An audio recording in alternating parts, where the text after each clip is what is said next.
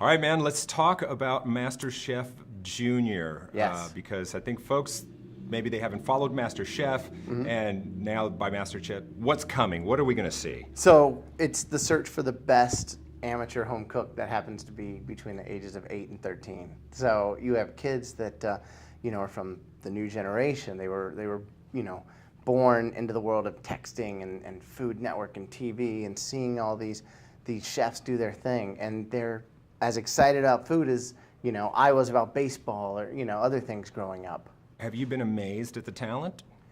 That's what was really unique was I think Joe Gordon and myself, it was like, oh, this will be fun. Let's see what these kids do. And then watching them make pasta from scratch in 30 minutes and doing a dish, or working in the restaurant and like getting the skin on the fish crispy and flipping it over. We'll film and do our thing and then walk off, and we're just like, oh my God, like that's crazy. Like these kids are as good as the adults in the regular MasterChef. Is it going to be similar in the format of the show? I mean, there a big prize at the end. Obviously, they don't take over, go to a restaurant, or I mean, they still have to go to elementary school. Exactly. So, they win $100,000. So that and the title, and I think that what's unique is it's not like coddling them and handling them so gently. It's still trying to inspire and teach and push them and show them what food can and should be. But certain things like when they're eliminated, we eliminate 2 at a time because it gets emotional, like very, very hard for us and for them, obviously. And also, as the longer they're there on the show, the closer they get with the other contestants. So it's like, a very sad event when someone has to leave. So those are some of the things we had to. You're telling me there's been crying on the show.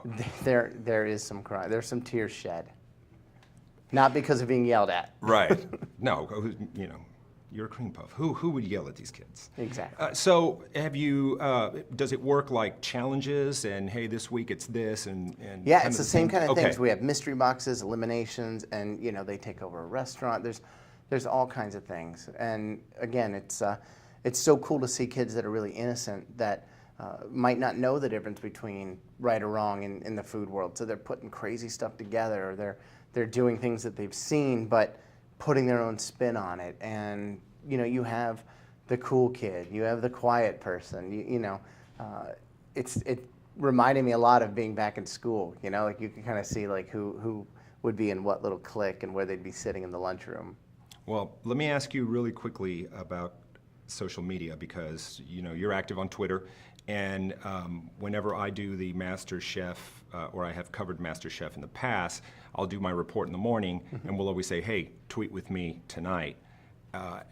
Is it just crazy the way that the fan base now uses Twitter with Absolutely. their favorite show? Yeah, it's so weird because, on Twitter, I can interact with everyone. I live tweet through every episode, and I'm trying to respond to people. But then if you go, you can search the hashtag MasterChef, and it's like every second there's 20 new comment, and just to see, like this year, Chrissy, like 5 million comments, like and not very positive. Right. And then they love this person, they don't like this person, and it's crazy to see how it's also around the world, and now season 3 is being shown in the Philippines, and season what have you is shown over here, and there's a giant fan base in Italy, in Canada, that love the show. So it makes you realize the world isn't just smaller, but it's so interconnected. They kind of feel, and I've talked to fans of the show before, and sometimes I'll do a call-in for, there's a cooking radio show in town. We were talking a lot about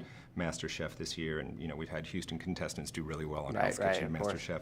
And they feel kind of like invested in it a little bit, it's because they know they're gonna like hook up with their friends on Twitter that night. You're talking about what's going on in the show, and it makes them feel like they're part of it. Yeah, it's great, and they start getting emotional because I'll see, this person should have been sent home. I hate this person. I'm not watching anymore. This show's ridiculous, and the next week it's someone like, MasterChef time, can't wait. We're all watching. So, to be part of it is amazing for me. I still had to pinch myself that I've gone from dropping out of high school and being a dishwasher to cooking, and then somehow being, in between Gord and Joe and Rockstar chef. Well, I mean, just doing doing it is so funny, you know, and it's so rewarding.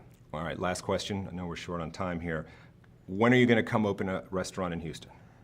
You know, I don't know. My business partner actually just relocated to Houston, so he's trying to get me to do something. So it might actually be a chance of doing that. Well, I'm going to ask you to do something as well.